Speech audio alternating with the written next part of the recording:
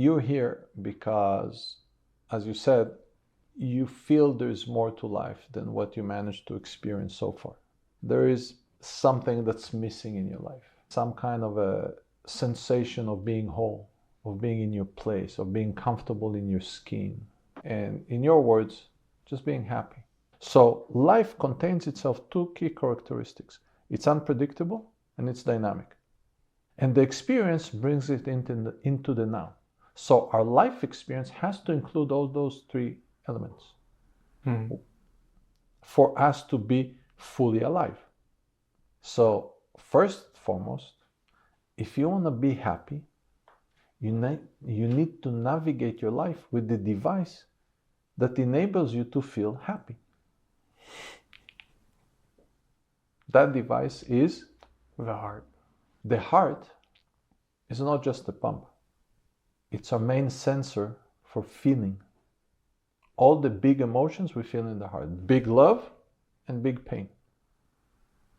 It's always in the heart. Let's start with a little bit of an introduction of the process, right? You're here because, as you said, you feel there's more to life than what you managed to experience so far, right?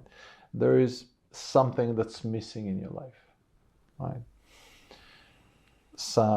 If I get it right, it's some kind of a sensation of being whole, of being in your place, of being comfortable in your skin. And in your words, just being happy, right? To change how you experience your life, or to change your experience of your life, first we need to understand the fundamentals. Like everything, when you're trying to fix your car, maybe you need to know how the car works. So to do that, we need to understand the fundamentals. And it starts with understanding a little bit about the base concepts. And a good place to start is to understand how and what is this experience of life. We can't fully unpack it, but a little bit, and enough to a degree that we can start making modifications. So two things we need to understand. What is this experience of life? And how we experience it. Okay? So this is a little bit of a monologue, but let me try and explain it. To understand the experience of life, we can focus on the two words, experience and life, right? And without getting too philosophical, let's talk about experience. Experience is something that is happening now. Because if it's not in the now, it's a dream, it's a wish, it's an imagination, it's something that we strive for, it's something in the future, or it's a memory. It's something that happened in the past. An experience happens in that very moment. Right? If it passed, it's a memory of an experience. If it's in the future, so an experience is in the now. That's one element. Life. Think of any living matter, right? One of the key characteristics is it never stays the same. Think of plants, think of animals, think of people. We constantly change, right? So that's one. On the other hand, think of cement. Doesn't get more dead than that, right? It doesn't change unless there is an external force operating on it. Nothing will change. It can stay the same for hundreds of years, right? So one thing about life, it's dynamic. It's constantly changing. The second thing, it is unpredictable, right? You see a baby, you can never fully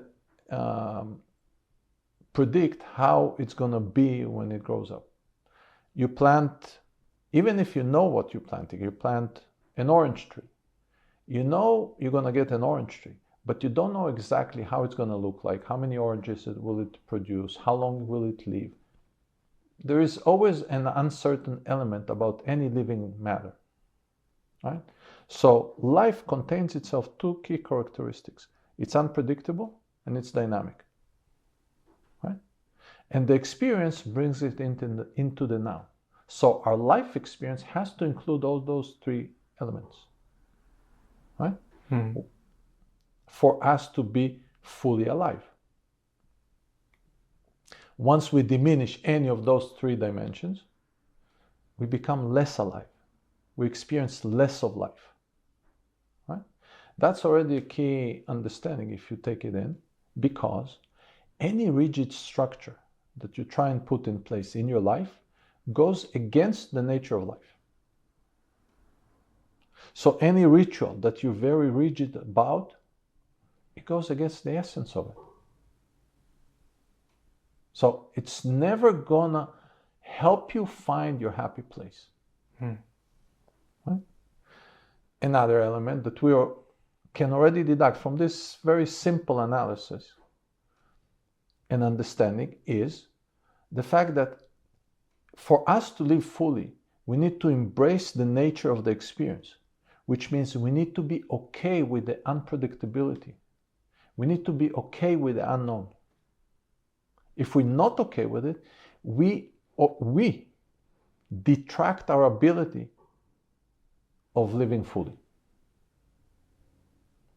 When we seek the predictability, we diminish our own experience of life. Now, that is the most common trait with many people, because they associate predictability with safety, with security. So they seek the predictability. They want to know what's going to be in their life in a month, in a week, in a year, in 10 years. And they believe that if they put certain structures, that will give them that predictability. So they already operate twice against the essence of life. They put rigid structures and they do not embrace the unpredictable nature. And they're trying to manage the dynamic element. See? So the first thing is to understand the nature, and then throughout our work, we'll try and get you more comfortable with those traits. Being comfortable embracing the unpredictable nature, being comfortable with not knowing, being comfortable with lack of predictability, the fact that it's constantly changing. Why? Because the change, if you look at the other side of that coin, it also means opportunity. All right? So that's one element. The second element we need to understand before we get going is, how do you actually experience life? How does that system work? Right? So if you think about yourself, you have 5/6 senses. Depends on your belief system, doesn't matter at this point. Let's keep it simple. Let's say everyone agrees we have 5 senses. Right? Those 5 senses, what are they really? They're sensors. Right? It's a sensing device. If you take your 5 senses and put it on a waveband, trying to chart what waveband each sensor actually detects, what you will realize that if you place it on the waveband, you have 5 cracks in the waveband, very, very narrow, very tiny cracks through which those sensors detect. Right? Your hearing detects only between 20 hertz and 20 kilohertz. Some people 16 hertz. Your sight detects between 400 to 700 nanometers. That's it. We don't see beyond that. We don't hear beyond those ranges. Now, if you normalize it, let's say on a meter scale, 5 narrow cracks. Yet we have a very rich and coherent understanding of what reality is, what is going on. How's that happening? It's not through the senses. The senses are only sensing devices. So where does it happen? It happens inside of us. So we get, now you hear my voice. I create all kinds of patterns, voice patterns. Your ear detects it. That's the sensor. But then what happens? Then you decipher that sound packet into a word. And then you decipher the word and you assign meaning to it. Those stages happen inside. They don't happen outside. They happen only inside of you. Now that inside means, and that process, we have billions of data points coming in every second, throughout all our senses. And we build a coherent picture of what is going on. So we have some kind of a processing system. It processes the signals and builds, first deciphers it, and then builds a meaning out of it. And the meaning is the experience. Therefore, our life experience happens inside, not outside. Right? So we have a central processing system that operates in the now, real time, and it processes an experience that is dynamic and unpredictable. That is our life experience. If we want to affect change fast, we need to start tinkering with that system, that operating system, because that's the operating system of our life. Right? That system is the system that decides how you respond to what's happening on the outside. Right? And how you respond decides or heavily affects how the outside responds to you. So now there is a process of co-creation between the inside or the outside. But your experience, not somebody else's, your experience happens on the inside, regardless of what happens on the outside. Of course, it is a co-creation and there is a mutual impact. But as you start changing, as you start responding differently, life will respond to you differently. If you go around on the street and smile to people all the time and hug them and be welcoming, they will welcome you. Mostly. Maybe not everyone. Right? But more than average. If you go on the street frowning and angry with an angry expression, people stay away. There's an interaction. But your deciding power is on your inside. Right? All right. So what we're going to do in this process, there are 3 stages. First, we said we need to understand the experience happens on the inside. So we need to understand how your specific system works. That processing system, which is your central operating system for your life, is called consciousness. Right? Now we need to understand how your particular consciousness works. To understand how it works, there are 3 stages that we need to go through. Like any system, this system was programmed in a certain way. How is it programmed? It's programmed through 2 main aspects. 1, explicit learning. When you were a baby, your mother or father told you, this is a dog, this is a tree, this is a car, this is a street, this is grandpa, this is a house. So there was explicit learning. They've done it repeatedly till you got it. Good. I know this is grandpa. I know this is my house. Right? And the second layer is implicit learning. So for instance, what is success? How do I navigate my life to happiness? What is love? What is friendship? What is relationship in general? All those things you learn through your personal experiences and through witnessing the role models that you were able to witness. Some of it is people around you. Obviously, the core family is the biggest influence, the friends around it, etc., the society and the community you grew up in. And it's like an onion, it grows and grows, include, so the neighborhood, the school, the city, the state, the country, the religious influence, whatever you had, all those are influences on how you perceive those concepts. Mm-hmm. Right? Media that you were exposed to, books that you read, all those create a concept. And then on top of that, you layer your personal experience. Your experience with your friends in middle school and in high school heavily shaped your perception of what friendship is.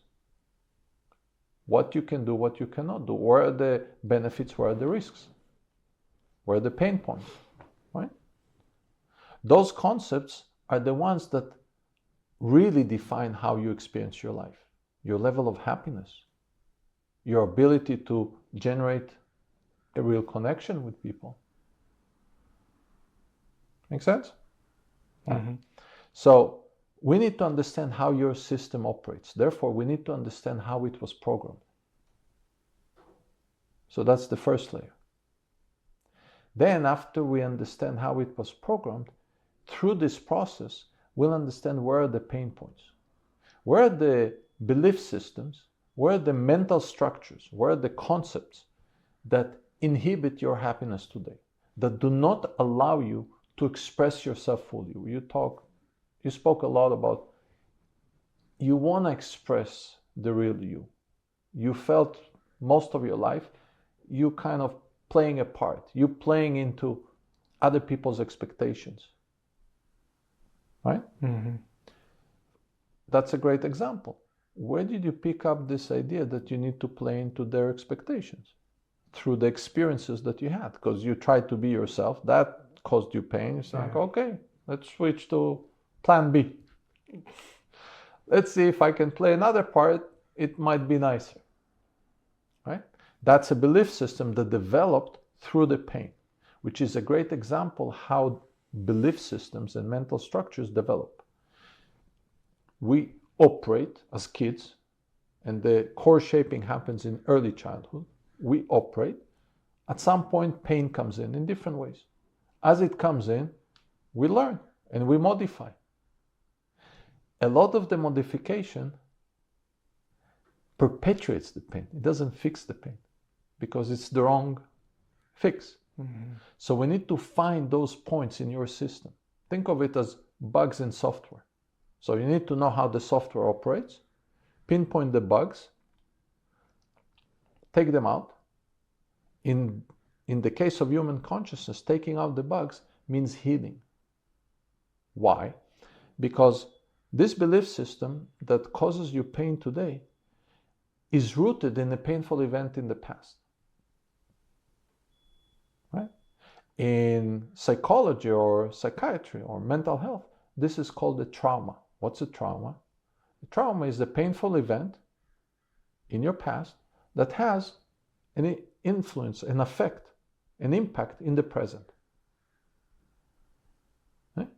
So healing the trauma means not forgetting the painful event. It means eliminating the impact on the present. It's transforming a painful memory to just a memory. Okay?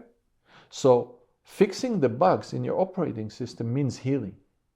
We need to find those bugs and take out the effect, the hold that they have on you today.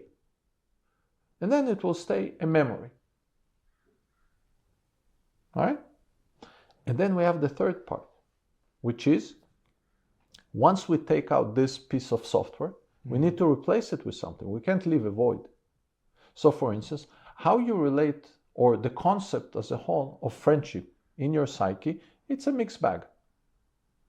There's some You're drawn to it. You know that when it's good for you. You enjoy it. On the other end, it's also risky. It caused you a lot of pain, right? For many years. It caused you sadness. It caused you loneliness. Right? So once we take it out, we can't leave a void. So we need to replace it with a new concept. The new concept for friendship, and that's the beauty of this work at the age that you are. You can't do it really with young kids. You will get a free choice. This will be your decision how you want the new concept to be.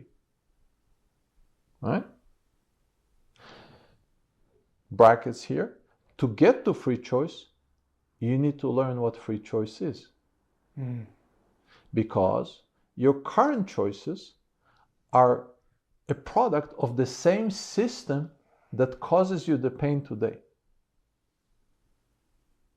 So, part of the bracket that we opened, full free will is not fully available. It's not available to people before they undergo some serious healing process.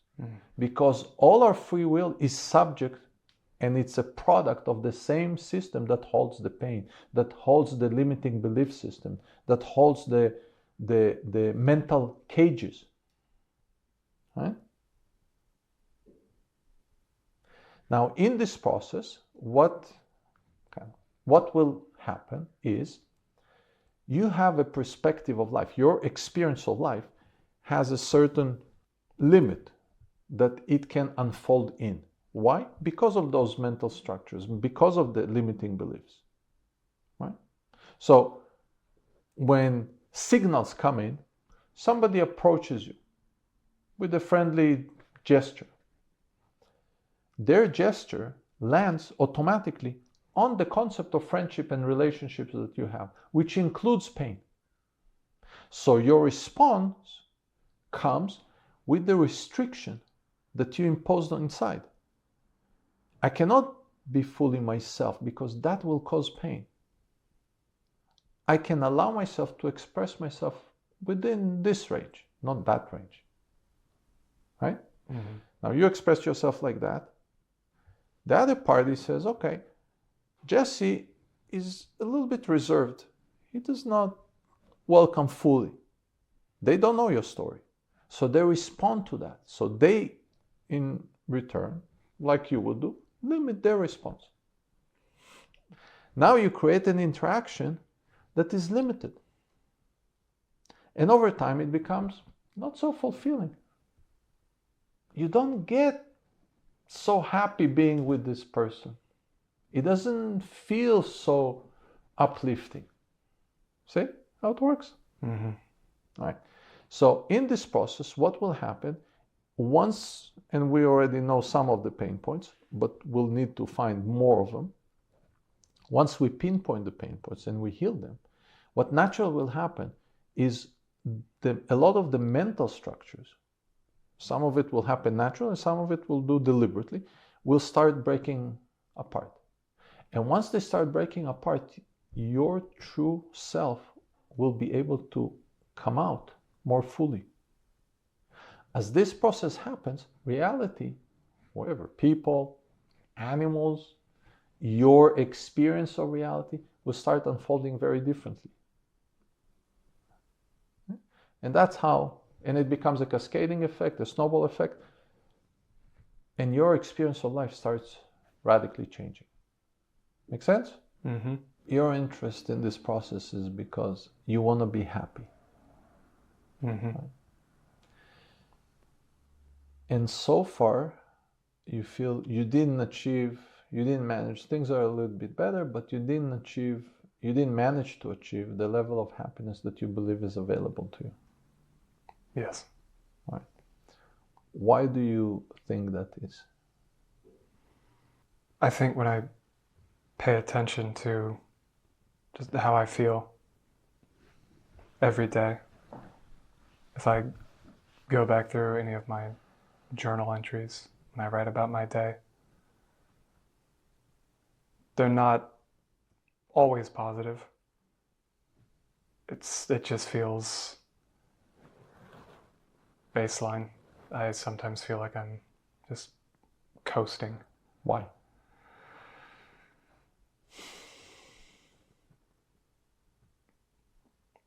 It's probably just because I still carry a feeling of anxiety, or just don't feel fulfilled or happy.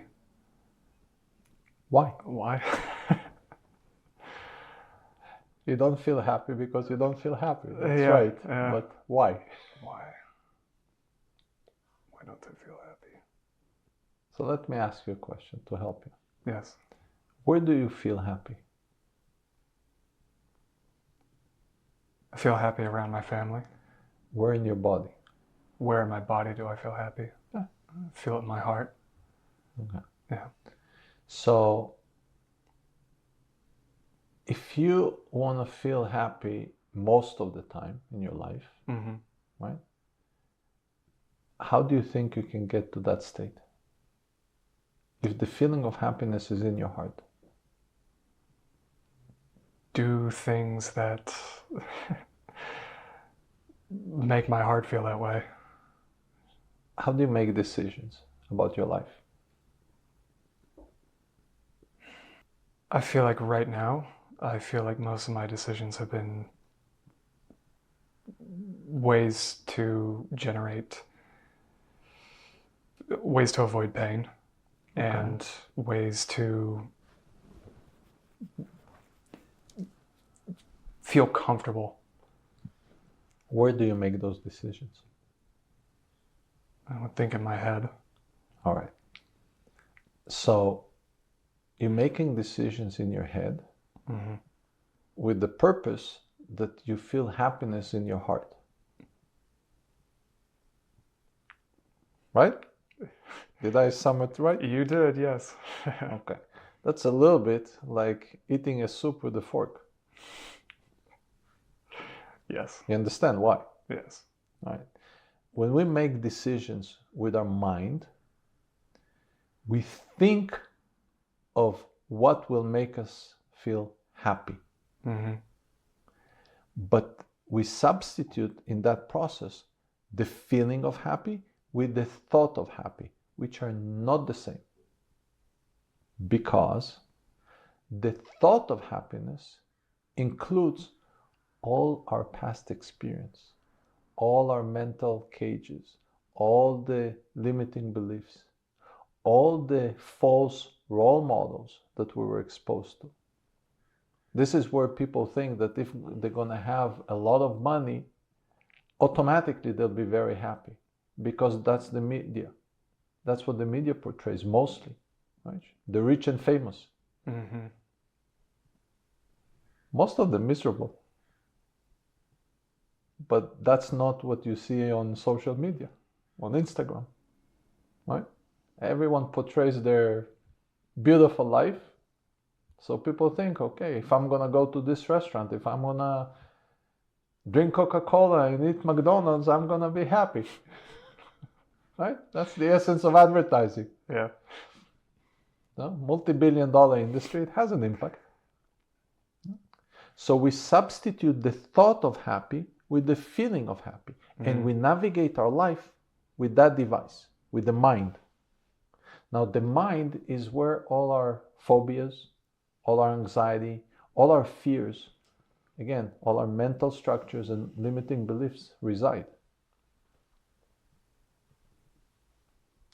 So, first and foremost, if you want to be happy, you need to navigate your life with the device that enables you to feel happy. That device is The heart. There you go. Where's the problem? You don't know how to do that. It's not only you, it's everyone. How do I navigate my life with the heart? The most common thing, especially in the new age woke circles, is I live from the heart. I listen to my heart. Most people don't really understand or know the true meaning of those words. See, why? Because for us to listen to our heart, we need to have access to it. Now, it sounds weird. What do you mean? It's in here. Yeah. I have access to it. Yeah. No, most people don't. Why? Because from 100% of humanity, the experience of pain shows up in their story within the first 6 years of our existence. So the first 6 years, for some people, it's even before they pop up because they feel the mother's pain. But for most people, their own experience, direct experience of pain, is happening within the first 6 years. Big pain. Right? Now, once the pain shows up, there are 3 automatic reactions. 1, we develop a belief system that's designed to avert this pain from repeating itself. For example, first time we stick the finger in the socket, unpleasant feeling, not gonna do this again. That's a limiting belief. Mm-hmm. In this case, it's a good one. But another one is, for instance, if my friends that I felt very close to stop relating to me, make me feel an outcast, I don't want friendships. Friendships end up being painful. That becomes a limiting belief. Right? Mm-hmm. So that's reaction, automatic reaction. We all do it, no control over it. Some more, some less, doesn't matter. But that reaction always exists. The second one is suppression. We feel pain. We want to get rid of it. The pain comes into our system, into our existence. We want it out. It's not a positive feeling. We don't like it. We don't know what to do, especially children. We suppress it. And down the road, we'll get to what does that really mean and how we deal with it in adulthood. The third reaction is, where do we feel big pain? Where did you feel big pain? The pain that your friends stopped being friendly to you in middle school. Where did you feel it? In my body? Yeah. It's probably like in my chest and a little bit like right here. Yeah. In your heart and in your gut. Yeah. Yeah. The heart is not just a pump. It's our main sensor for feeling. All the big emotions we feel in the heart. Big love and big pain. It's always in the heart. Sometimes it's so big that we feel it all over our body. Right? But the center is in our heart. Okay? Now, a young child, when they sense a very big pain, they can't avoid it, they can't avert it, they have no coping mechanism. Mm-hmm. The only thing they can really do is to numb the sensor. So the sensor will feel less. So what do? We reduce the sensitivity. It's an automatic reaction. So over time, it takes a little bit of time, but over time we start feeling less and less pain. If you go back to the first few times that you encountered this rejection from your middle school, from your friends, over time it became less. You learned how to distance yourself, but also you became less sensitive to the reaction. Right? Mm-hmm. So you reduce the sensitivity of your heart. Your ability to sense went down. Now, since the first such reaction, it did not, in your case, it did not happen with your friends. We'll get to it down the road where it started. But it's happening repeatedly with different types of pain. So what happens over time? We gradually reduce the sensitivity of our main sensor. And then we venture into adulthood. So now we operate with the reduced sensitivity. Now that reduced sensitivity, it operates a little bit like a crust over time. It becomes like a crust over the sensor. Or, in other words, an armor. Now, like a good armor, nothing can penetrate, but also nothing can come out. So it becomes an inhibitor to how we can express our feelings. Not only how we sense them, but also how we express. Okay? And with that, we start operating our life. So now, the device that tells you, are you happy or not, is not fully accessible, only partially. And you don't know that you're supposed to access it and navigate your life with it. Now, what I'm saying is not only you, it's everyone. Unless they went through a serious and thorough healing process, we don't have full access to this device that's supposed to be. This is the true navigation system for life. Because that defines how we feel our experience of life. Not here. Right? Mm-hmm. Now, we're not used to it. And this has been happening since early childhood. So by the time we venture into adulthood, we learned, first, not to relate to it, and to substitute the feeling with the thought of a feeling. We think that this will make us happy. We think that this is good for us. The thought, as I said, already includes all the garbage, not only our thought, it includes all the environmental garbage that were imposed or we were exposed to. So with that kind of operation, what's the probability that you're going to end up in a situation that you actually feel happy? It's pretty low. Exactly. So this process that we're going to go through is really about restoring your access and learning how to operate with the heart. Because the heart does not speak like the mind. The mind is a very, very fast computer. You have even the sentence of the question didn't even come to an end, you already know the answer. That's the mind. Very quick and very loud. The heart doesn't speak like that. So there's also a lot of practice involved. And you will learn throughout our work how to listen to your heart. How does it really work? Because it's a very different voice than the mind. Right? This device is what brought us, humankind, to the moon and created a lot of amazing things. But it rarely brings happiness. All right? Mm-hmm. So, one, we need to do some healing, meaning remove the impact and the influence of past pains on the present moment.